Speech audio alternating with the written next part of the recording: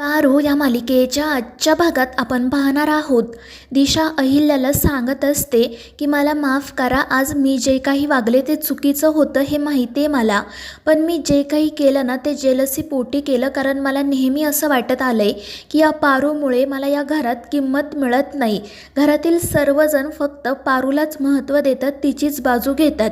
आत्ताच तुम्ही बघा ना, पारूने आत्ता हा जो ड्रेस घातला आहे तो तिला आदित्यने आणून दिलाय. तिच्यासाठी इथे जी स्क्रीन उभी केली आहे ती प्रीतमने, तो आज दिवसभर तिच्या सोबत होता, तिला मोटिवेट करत होता. त्याच्या मनात एकदाही असा विचार आला नाही की आपण दिशासोबत जाऊन बोलावं. त्याने तर साधं मला बेस्ट लकसुद्धा विश केलं नाही आणि ते ऐकून प्रीतम खूप चिडतो, रागातच दिशाकडे बघू लागतो. मात्र दिशा खोटं खोटं रडतच अहिल्याला सांगत असते की माझं प्रीतमवर खरंच खूप प्रेम आहे, मात्र त्याला मी आवडतच नाही, तो माझ्याशी नीट बोलतही नाही. आणि इतकंच नाही तर मला कधी कधी असा प्रश्न पडतो की त्याला खरंच हे लग्न करायचं आहे की नाही काय माहीत. आणि हे सगळं काही ना फक्त या पारूमुळे होत आहे. आणि दिशाचं हे सगळं बोलणं ऐकून अहिल्या म्हणते की दिशा, आज जे काही घडलं ते चुकीचंच होतं, पण तू हे जे काही बोललीस ना त्यामुळे मला कळलं की तुझीसुद्धा एक बाजू आहे.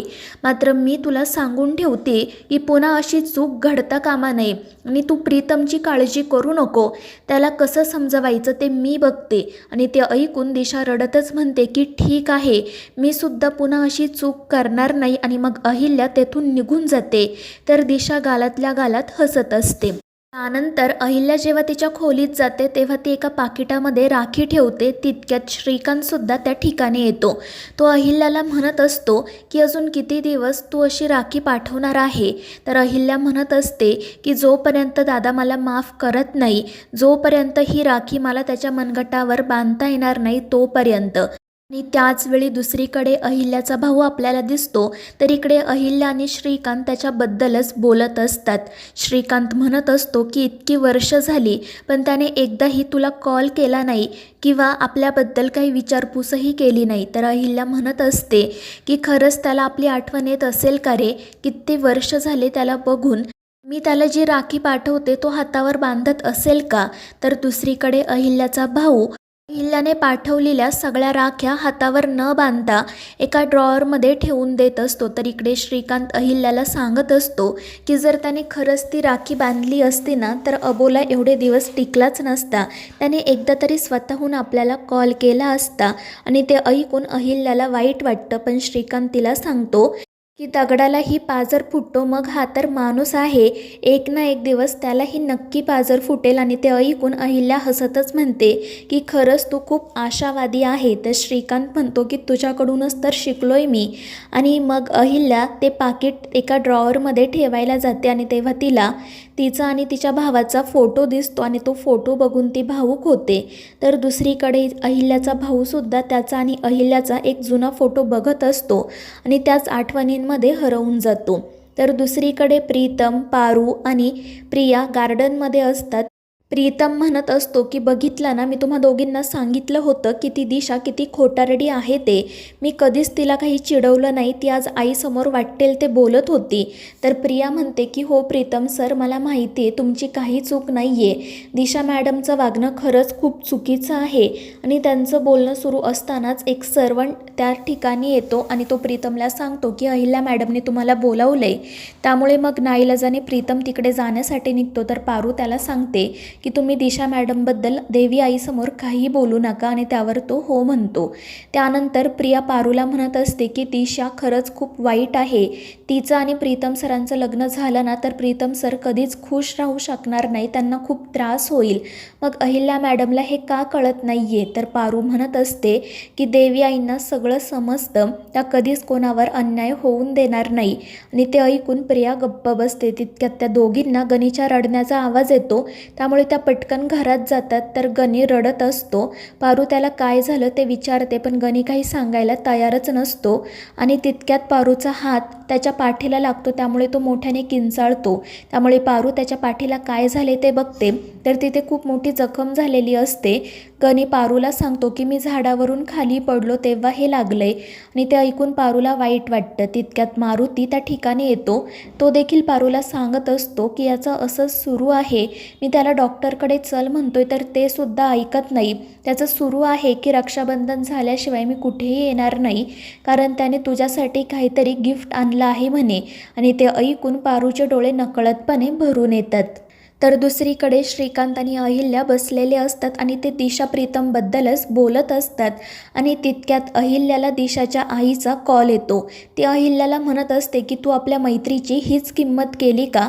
माझ्या मुलीला मी थोड्या दिवसांसाठी तुझ्याकडे पाठवलं, पण तू तर तिला हकलूनच दिलं. आणि त्यावर अहिल्या म्हणते की मी तिच्यासोबत अशी का वागले हे तिने तुला सांगितलं नाही का? तर दिशाची आई म्हणत असते की हो अहिल्या, तिने मला सगळं काही सांगितलं, पण तिने जे काही केलं त्यात तिची तरी काय चूक आहे ग? पण अहिल्या म्हणत असते की असं नाही आहे, दिशा खरंच खूप समजूतदार आहे, पण तिच्याकडून अशा वागण्याची मला खरंच अपेक्षा नाही. तिने आज जे काही केलं ती खरंच खूप गंभीर चूक होती आणि हे तू लक्षात घ्यायला हवं. आणि त्यावर दिशाची आई म्हणते की हो अहिल्या, आणि मी तिच्या वतीने तुझी माफी मागते. तर अहिल्या म्हणते की माफी मागायची खरंच काही गरज नाही आहे, पण तू तिला समजावून सांग पुन्हा अशी चूक होता कामा नये. आणि त्यावर दिशाची आईसुद्धा हो म्हणते. त्यानंतर त्या दोघीजणी थोडा वेळ गप्पा मारतात आणि मग त्यानंतर अहिल्या म्हणते की उद्या नारळी पौर्णिमा आहे, पूजेनिमित्त गुरुजी घरी येतील, आपण उद्याच दिशा आणि प्रीतमच्या लग्नाचा मुहूर्त काढूयात. आणि ते ऐकून दिशाची आई तर खूपच खुश होते. आणि मग त्यानंतर ती अहिल्याला विचारते की उद्या रक्षाबंधनसुद्धा आहे ना, मग तू उद्या कोणाला राखी बांधणार आहे? आणि ते ऐकून अहिल्याला खूप वाईट वाटतं. नकळतपणे तिचे डोळे भरून येतात आणि ती फोन ठेवून देते. तर श्रीकांत अहिल्याला काय झाले ते विचारत असतो, तर ती रडतच म्हणत असते की उद्या रक्षाबंधन आहे. तर दुसरीकडे दिशा आणि दामिनी एकत्र बसलेल्या असतात. दामिनी दिशाला म्हणत असते की आज त्या पारूने पुन्हा तुला हरवलं, पण तुला वहिनींमुळे दुसरा चान्स मिळाला आहे, नाहीतर आज त्यांनी तुला घराबाहेरच काढलं असतं. तर दिशा म्हणत असते की मला जरी या घराबाहेर जावं लागलं ना तरी काही हरकत नाही, पण मी त्या पारूला आणि त्या प्रियाला सोडणार नाही, त्या दोघींचं आयुष्य उद्ध्वस्त करणार. तर दामिनी म्हणत असते की त्याची काळजी तू करू नको, त्यासाठी मी आहे ना. आणि मग ती दिशाला सांगू लागते की उद्या राखी पौर्णिमा आहे आणि आपल्या घराचा एक रिवाज आहे की घरातील प्रत्येक सर्वंट आदित्य आणि प्रीतमला राखी बांधतात. म्हणजे उद्या त्या पारूला आणि प्रियाला सुद्धा आदित्य आणि प्रीतमला राखी बांधावी लागेल आणि मग आपोआपच तुझ्या वाटेतील काटा दूर होईल. आणि त्याचसोबत ती असंही सांगते की उद्या वहिनी नारळाच्या वड्या घेऊन देवळात जातात, तू काही काळजी करू नको, उद्या सगळं काही आपल्या मनाप्रमाणेच घडेल. तर दुसरीकडे अहिल्या त्या नारळाच्या वड्या बनवण्यासाठी किचनमध्ये येते. ती तेथील सर्वंटला पारूबद्दल विचारते. तर त्या सांगतात की ती गणीला राखी बांधते. आणि ते ऐकून अहिल्याला तिच्या भावाची आठवण येते आणि ती त्याच आठवणींमध्ये असताना ती चुकून त्या खोबऱ्यांच्या वड्यांमध्ये साखरेऐवजी भरपूर मीठ टाकते. तर मित्रांनो, या मालिकेच्या पुढील भागांच्या अपडेट्ससाठी आपल्या चॅनेलला सबस्क्राईब करा.